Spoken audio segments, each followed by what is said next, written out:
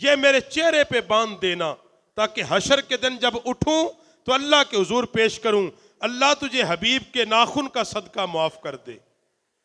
اس انداز میں جس نے یہ انداز دیکھے ہوں، جن کے دربان اللہ کے فرشتے ہوں، اب سن 61 ہجری کے اندر جب ایک ایسا ملوکیت کا دور آیا، خلافت کا دور ختم ہو گیا، ایسا انسان مسند نشین ہو گیا جو شراب پیتا تھا،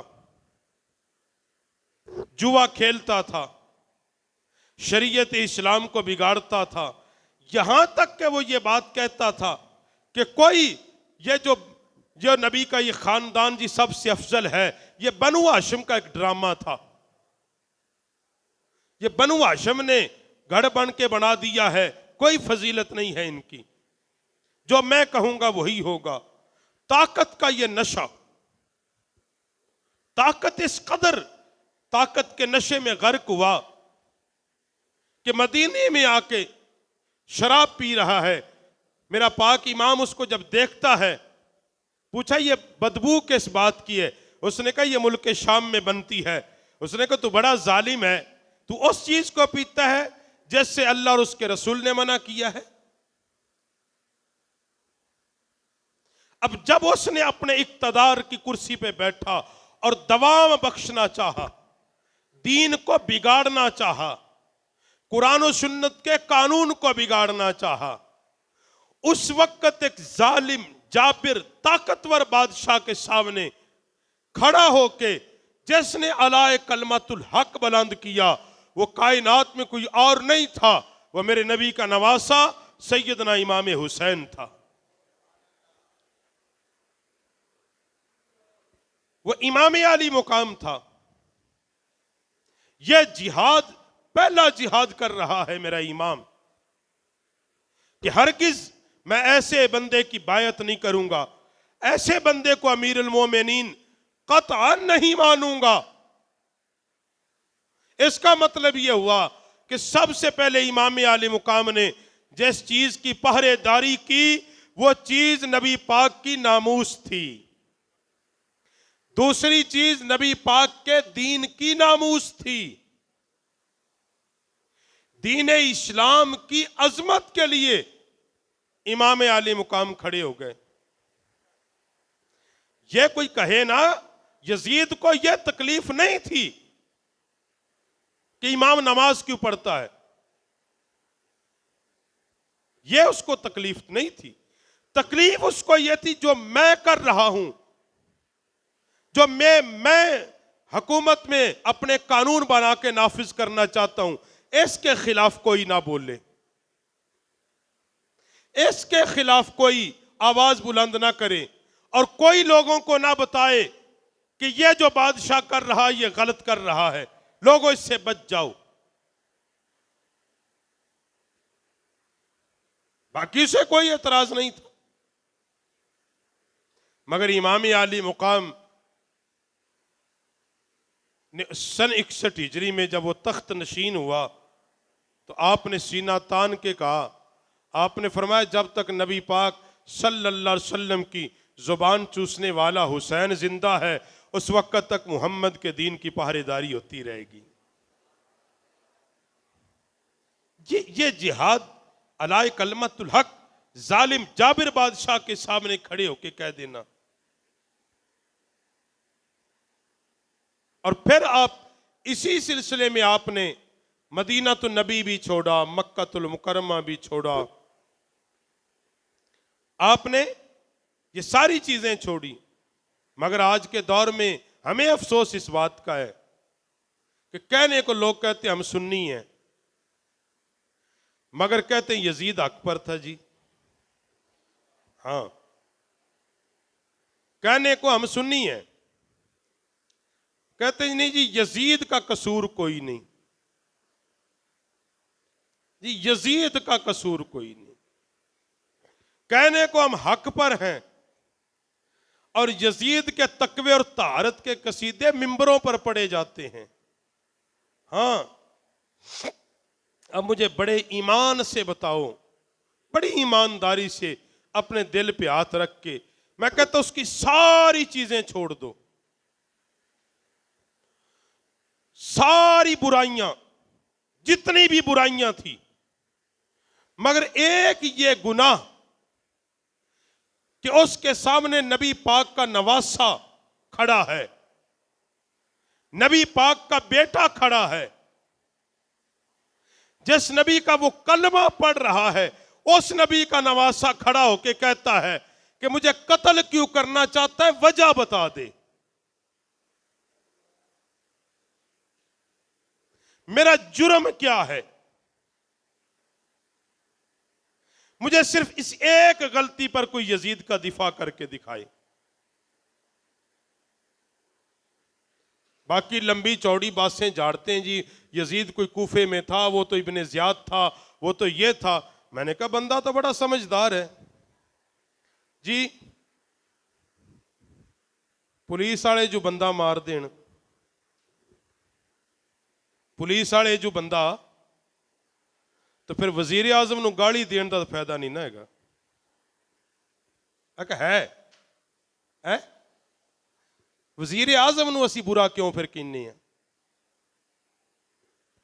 نہیں سمجھے، بات تک نہیں پہنچے، یہی تو ہمارا قصور، ہم بات تک نہیں پہنچے۔ ایک کسی بھی ادارے کا کوئی آدمی کسی کو ناحق قتل کر دے، ہم اس ملک کے سربراہ کو ذمہ دار کیوں ٹھہراتے ہیں؟ اس لیے کہ وہ ذمہ دار ہے، اس کی مرضی کے بنا اس کے ماتحت ادارے نے کسی کا قتل نہیں کر دیا، اس کی مرضی تھی، کیا جس نے بھی ہے، مگر یزید کی مرضی سے ہوا ہے، ہوا یزید کی مرضی سے ہے۔ اگر یزید کی مرضی نہ ہوتی تو کبھی میرے امام کو مدینے سے نکلنے پر مجبور نہ کرتا۔ گل کو سمجھے؟ اب بھی کوئی یزید کی طرف داریاں کرے اور لوگ کہیں نہیں جو وہ بات تو ٹھیک ہے، میں نے کہا بات ٹھیک نہیں ہے، یہ اصل میں یزید کوئی بے اولاد نہیں مرا تھا، اصل مسئلہ یہ ہے کیونکہ یزید کے 18 بیٹے تھے، ہاں یزید بے اولاد کوئی نہیں مرا تھا، اور حسین بھی جب شہید ہوا پیچھے اولاد چھوڑ کے گیا تھا۔ نظریے دو ہی بچے ہیں، ایک یزید کا نظریہ ہے، ایک حسین کا نظریہ، اور قیامت تک یہ قائم ہیں۔ یزید کے نظریے کے ماننے والے قیامت تک یزید کا دفاع کریں گے اور وہ یزید کے ساتھ جہنم میں چلے جائیں گے، اور حسین کے ماننے والے قیامت تک حسین کی عظمت کا ڈنکا بجائیں گے، کیونکہ میرے نبی نے فرمایا ہے جنتی نوجوانوں کا سردار میرا حسین ہے۔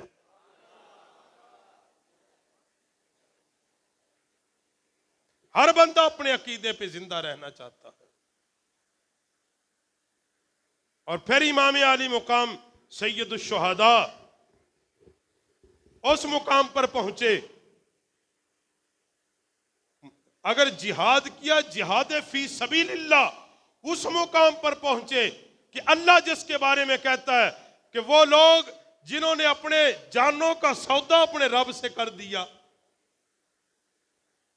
اپنی جانوں کا سودا اپنے رب سے کر دیا، اور پھر اپنے رب سے جان دینے کا کچھ اجرت اور کچھ بدل نہیں مانگا، جان پیش کر کے کہا میرے اللہ اگر تو اس حال میں راضی ہے میں اپنی جان دے کر تجھے راضی کرنا چاہتا ہوں۔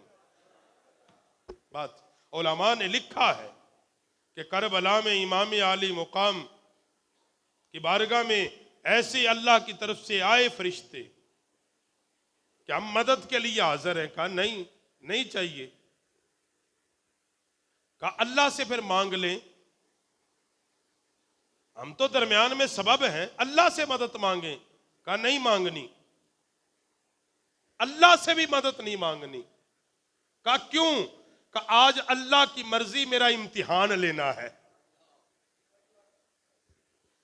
آج وہ رب میرا امتحان لینا چاہتا ہے، اور میں اس امتحان اللہ کے جو اس امتحان میں کامیاب ہو کے رہوں گا، اللہ سے مدد نہیں مانگوں گا، رب کی آزمائش پر پورا اتروں گا۔ یہ وہی بات ہے کہ جب ابراہیم علیہ السلام سے کہا آگ میں جب جا رہا تھا فرشتوں نے کہ رب سے مانگ لے یا ہمیں کہو بارش برسا دیں، کہا نہیں، کیوں؟ اللہ آج مجھے آزمانا چاہتا ہے، آزمانا چاہتا ہے۔ ابراہیم کو چیخے میں ڈال دیا، ابراہیم چلا گیا، کہ اللہ اگر تو ڈلا کے راضی ہے، ابراہیم جا کے راضی ہے۔ یہی کربلا کی داستان ہے اصل میں، کہ حسین یہی مالک، اگر تیری رضا اس میں ہے کہ نبی کا بیٹا سر کٹا دے تیرے دین پہ، یا اللہ حسین سر کٹا دے گا اور سر کٹا کے تجھے راضی کرے گا۔ اور امام علی مقام پھر اس مقام پہ پہنچے کہ امتحان سے اس سے بڑی کیا بات ہے حضرت؟